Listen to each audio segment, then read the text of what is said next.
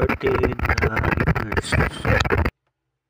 Ang size niya ay nasa 6 inches. Wala siyang markings at rubber ang kanyang materials. Plated din yung pagkaka-scalp sa kanya. Doon na sa harap sa gilid. Hindi nagagalaw yung mga parts niya, hindi siya articulated.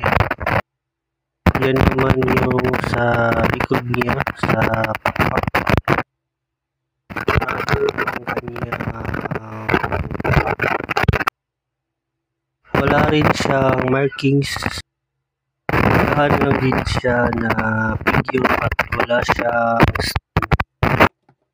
Ang sunod naman ay nasa 6 inches at detalyado din yung pagkaka-scalp sa kanya, lalo na yung sa may buhok niya.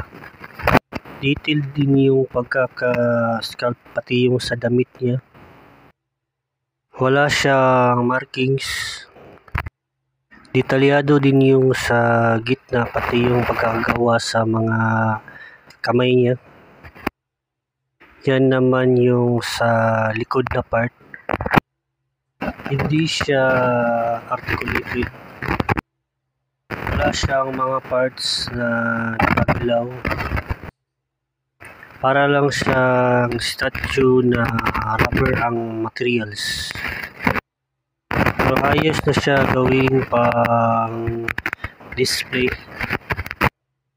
Yan ang itsura niya pag sa whole body. Ang sunod naman ay nasa 6 inch din ang size. Wala siyang markings at wala rin siyang stand. Di siya gaano detailed kumpara doon sa iba. Pero doon sa may baba na part niya, detailed yung pagkaka-scalp. Yan naman sa wala siyang parts na nagagalaw. Hindi siya articulated. Ito naman kaysa dun sa nasa mga 5 inches ang taas. Wala rin siyang markings at wala rin siyang stand. Detalyado yung pagkakagawa ng mga pizza. Meron din siyang accessories dun sa kanyang likod.